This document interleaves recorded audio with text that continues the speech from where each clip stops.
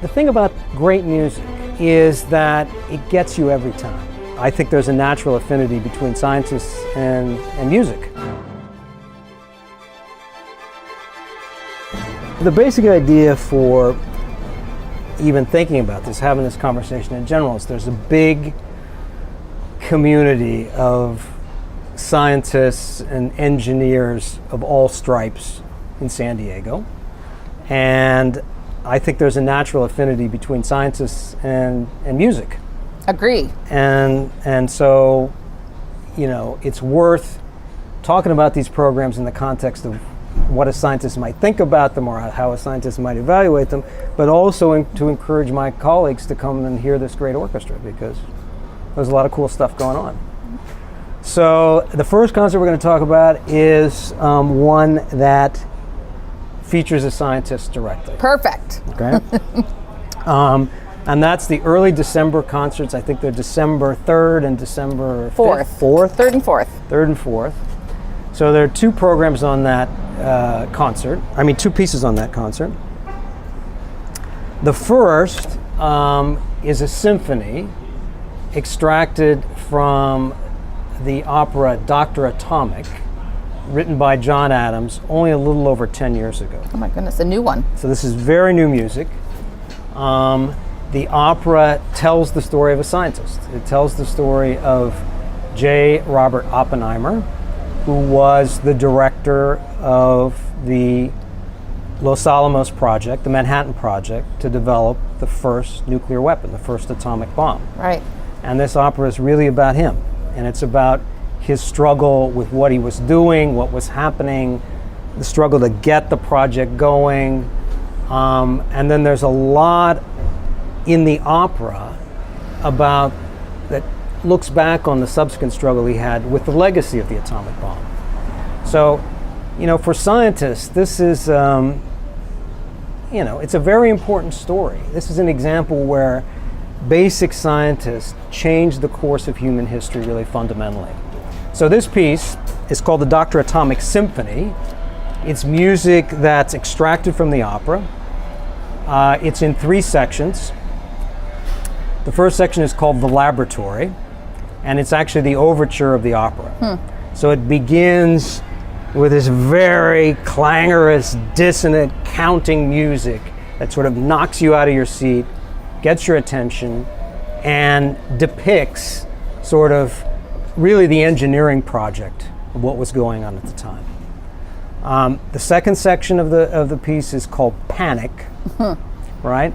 And it relates to both the panic of getting the project going, the notion of whether it was actually ever going to succeed.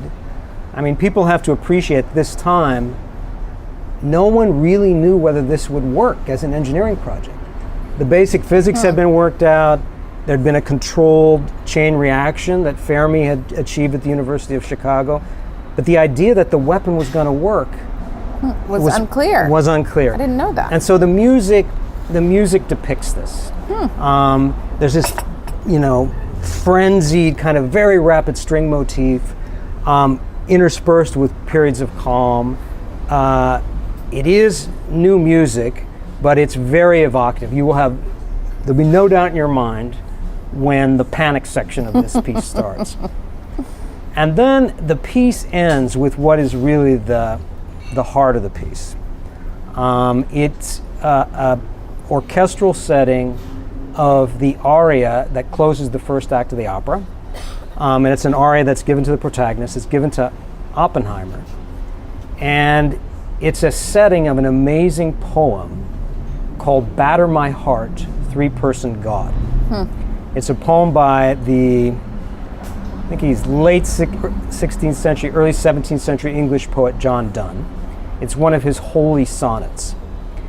And this poem is basically a petition to God from someone who has lost his soul, asking God basically to assault him so that he can get his soul back. Oh my goodness. It's someone who's basically sold his soul to the devil.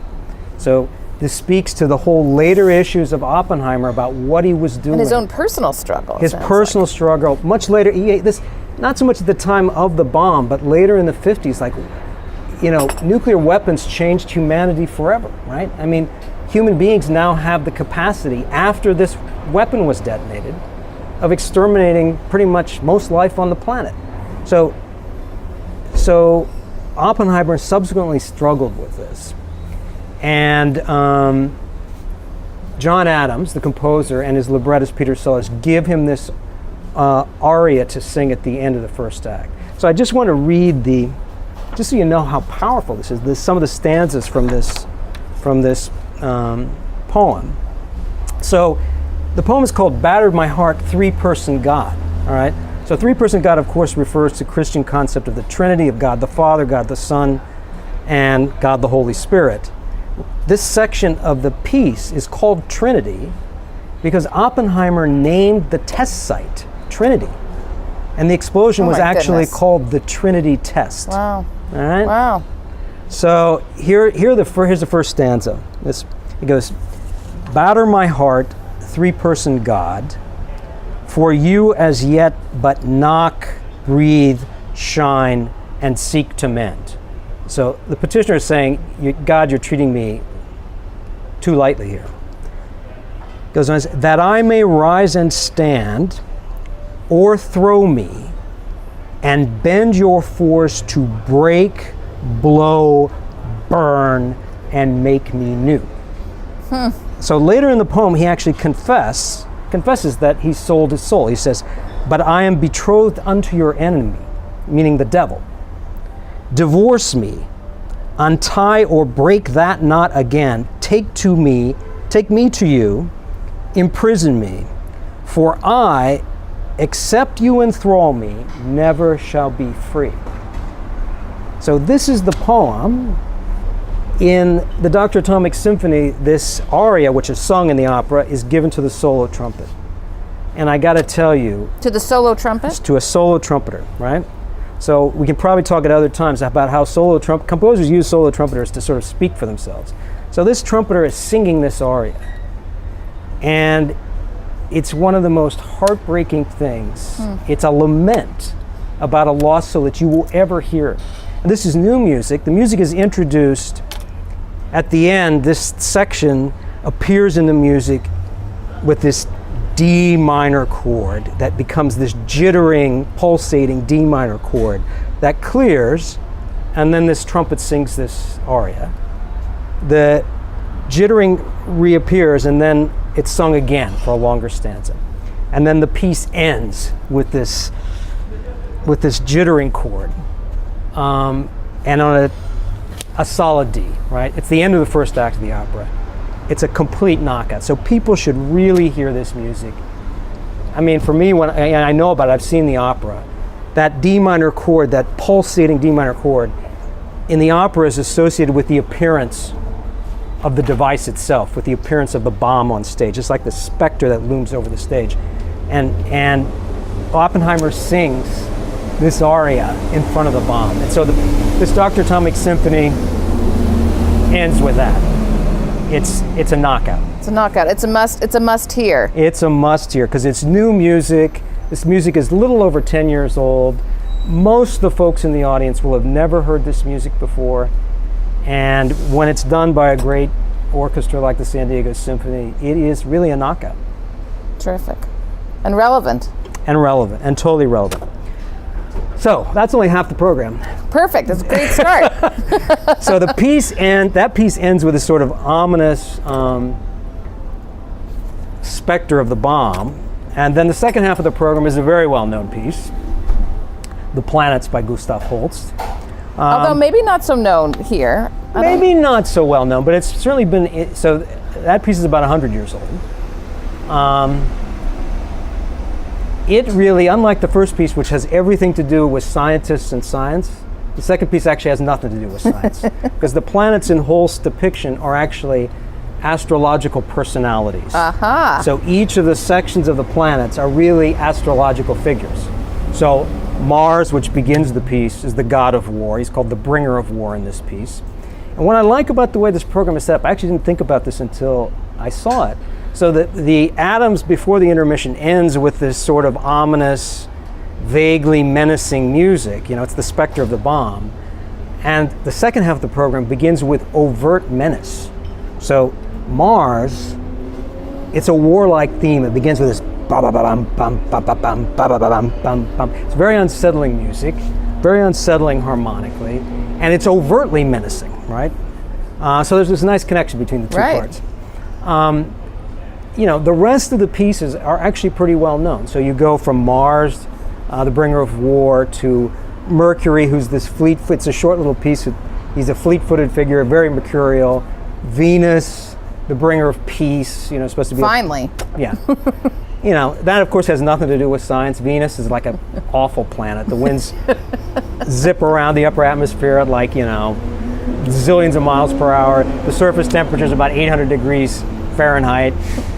No peace at all. But in astrology, Venus is very peaceful. The movement after that is Jupiter. So Earth doesn't appear in this because these planets are astrological, so it's written from the standpoint of you're looking out. So there is no Earth. Jupiter is the most famous section. He's the bringer of jollity, I think Holst says. So there's a lot of clever things in how that piece is structured.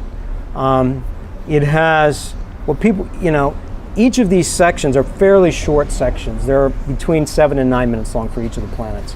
And so Holst wants to do a bunch of stuff in these things. He wants to get a bunch of different tunes crammed into one area. And he does very clever things to incorporate these in the sections. So Jupiter's a really good example of this.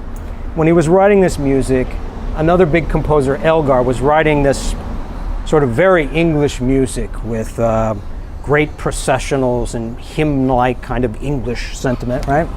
And they were very popular.